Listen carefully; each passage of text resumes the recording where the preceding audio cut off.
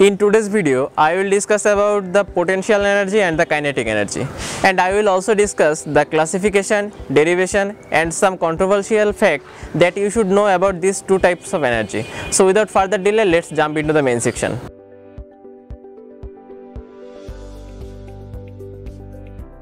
We all know that mechanical energy is the sum of kinetic energy and potential energy. Now what is mechanical energy?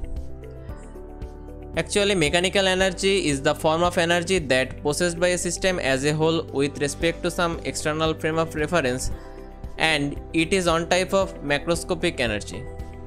Now come to the definition of kinetic energy. Kinetic energy is that type of mechanical energy that possessed by a system due to its motion with respect to some external frame of reference. There can be rotational and transitional kinetic energy. Now what is potential energy? Potential energy is that type of mechanical energy which is also possessed by a system as a result of its position with respect to some external frame of reference. It must be in a conservative force field. As you know, mechanical energy is a part of stored energy. Actually, energy is a huge field and there are many forms of energy. In case you are interested to know about the perfect classification and definition of energy, I will add a link at the end of this video. Now let me show you the derivation of kinetic energy and potential energy. As we know that kinetic energy is defined as the work done in imparting a velocity to a body from rest. So the work done T will be the integration of F dot ds. Now according to the Newton's second law, we know that force is proportional to the rate of change of momentum. So we can say that F is equal to dP by dt. Now combining these two equations, we can say that work done will be the integration of dP by dt dot ds. We know the equation of momentum, that is P is equal to m times v, where m is the mass of that object, v is the velocity of the object and p is itself momentum. Now we also know the equation of velocity, that is ds over dt, where ds is equal to the fraction of displacement and dt is the fraction of time. Now putting the value of p and v into the previously mentioned equation, we will get this equation.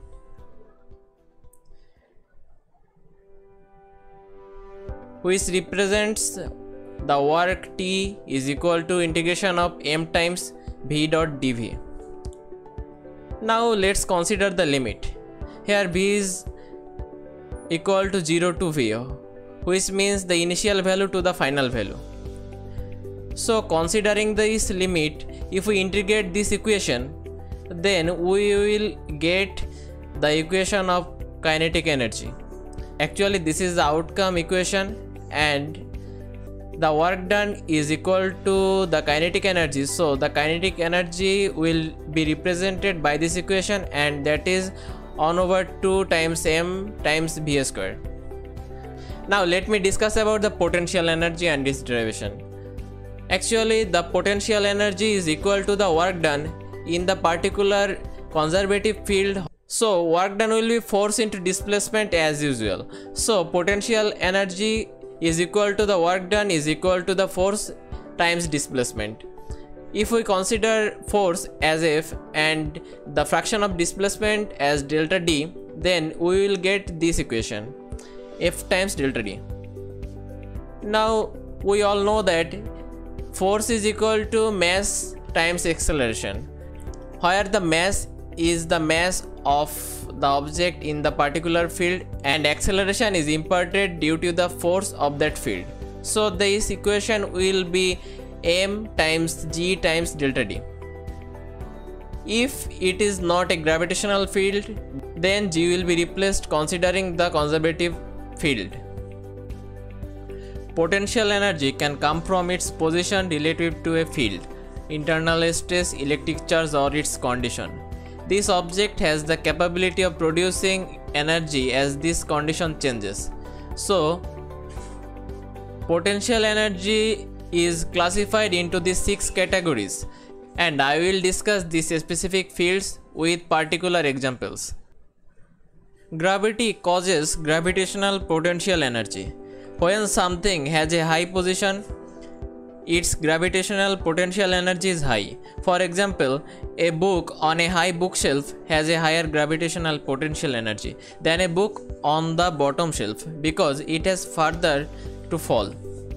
Other examples of items with gravitational potential energy include a raised weight, or a water that is behind a dam, or a book on a table before it falls, or a ripe fruit before it falls, or a snowpack, or a yo-yo before it released, or a car that is parked at the top of a hill. There are many more examples of gravitational potential energy. The next thing I will discuss is elastic potential energy. The material an item is made of can affect its potential energy as well. An elastic ball has higher elasticity than a blowing ball. Therefore, it will bounce higher with the same amount of force. Here are some more examples for items with elastic potential energy, like a coiled spring, an archer's bow with string pulled back, or a stretched rubber band, or a diving board just before someone dives. Now talk about chemical potential energy. Chemical energy occurs when energy is released during a chemical reaction. Potential chemical energy is the energy stored in the bonds of these chemicals ready to react with another chemical. Some examples of this energy is a charged battery, explosives, or gasoline before it is ignited, or fireworks before they are launched, or wood in a fireplace before it burns, or a wick in a candle. Now talk about electrical potential energy. When you see a light switch that's off, you can see the charge that's waiting to flow through the wires. That's just one example of electric potential energy. There are many more examples of electric potential energy, like a black light turned off, or a solar cells at night, or a cell phone that is turned off, or a radiator that is not working, or a television before it is turned on. If you think in our surroundings, there are many examples of this energy. The fifth one in our list is nuclear potential energy. Nuclear potential energy is stored in the particles of an atom. When the atom is split or atoms are combined, the energy released becomes kinetic energy. So it's the energy related to the nuclear reaction. Now I will discuss about the magnetic potential energy. It is very important and we cannot ignore in our daily to daily life. Like gravitational potential energy, magnetic potential energy affects how items work based on their position. Items with high magnetic potential energy such as metal spoon or ball bearings respond strongly to a magnetic force. Objects with lower magnetic potential energy such as plastic spoon or a rubber ball are not affected by a magnetic pull. So magnetic potential energy depends on the magnetic field and the object inside the field.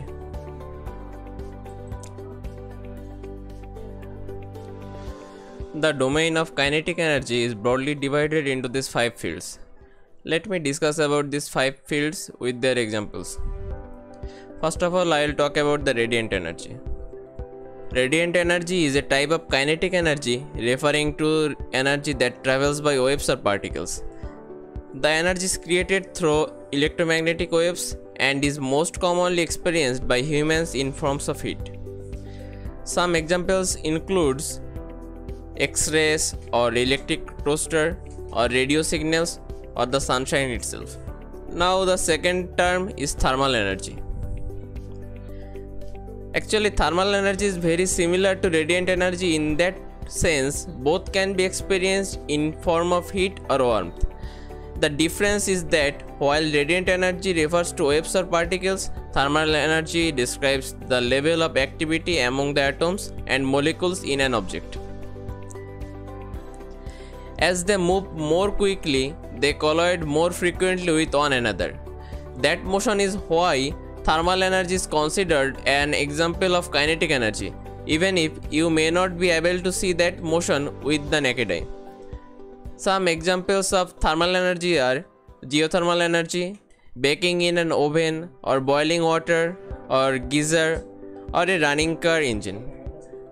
We are familiar with sound in our every activity. What is sound energy? Actually, the human experience of sound is caused by vibration. The object creating the sound creates waves of movement through a medium like air until it reaches our eardrums, which then vibrate and our brain interprets that as sound. Here are some examples of sound energy, like your voice or stereo speakers or drums or a buzzing bee. Now here comes the most famous form of kinetic energy, that is electrical energy. Actually, electrical energy, which we more commonly refer to as electricity, is caused by the flow of negatively charged electrons. It must be happen around a circuit. It is the very movement of these electrons that powers our everyday devices.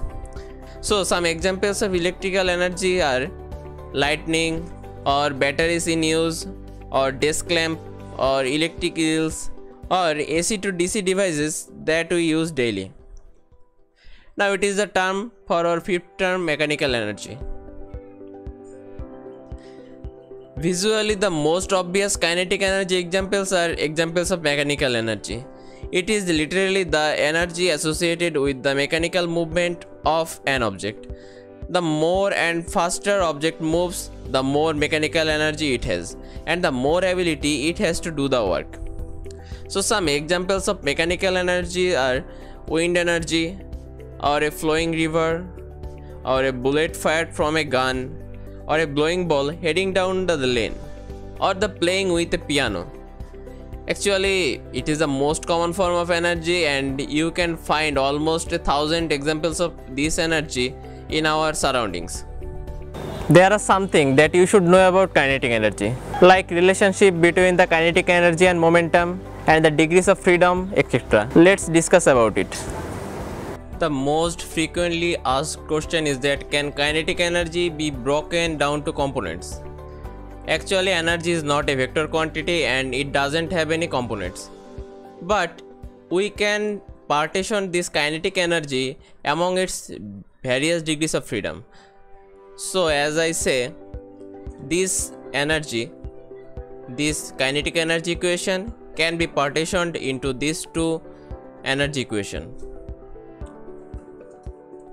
This is very much useful to solve any problem in our day-to-day life. And if you want to know more about the degrees of freedom, please let me know in the comment section and I will cover a video on degrees of freedom. Now the second most asked question is that what is the relation between kinetic energy and momentum? I have already told you the definition of kinetic energy. But what is the momentum? Momentum is the amount of motion associated with the moving body. Now we have learned the kinetic energy equation. That is 1 over 2 times m times v square. Now we have the equation of momentum, that is p is equal to m times v. If we consider this equation of kinetic energy and reorder this equation into this form and put the value of v from this equation, then we will get this relation between kinetic energy and momentum, where kinetic energy is equal to v over 2 times p, where p is the momentum. Okay, we are not done yet. If you like this video, give a thumbs up, and if you want more videos regarding energy, please confirm your subscription and hit the bell icon so that I can notify you whenever I will upload a new conceptual video. There are some similarities and differences between these two types of energy. Actually, it depends on some factors. Definition, relationship to the environment, transferability, determination, units, and type of quantities are some main factors. Let me show you a chart, then it will be more clear to you. There are many differences between kinetic energy and potential energy. I have already told you the factors. We all know that they are different in terms of definition. Now in terms of relation to the environment, kinetic energy of an object is relative to other moving and stationary objects in its immediate environment. But potential energy is not relative to the environmental effect of an object. In terms of transferability, kinetic energy can be transferred, but potential energy cannot be transferred. The main determining factor of kinetic energy is speed or velocity and mass. Again, the main determining factor of potential energy is height or distance and mass. Now you can differ these two energy in terms of examples also. Let's talk about their similarities. They are similar in terms of quantities, like they both are scalar quantity. Their SI unit is same and it is joule. Again, they both are the forms of mechanical energy. Hope you have learned something new from this video. If you have any confusion regarding this video, please put a comment in my comment section. And if you have any experience regarding these two types of energy in your day-to-day life, also give a comment in my comment section. And please subscribe my channel to support my contents. And thanks for watching this video.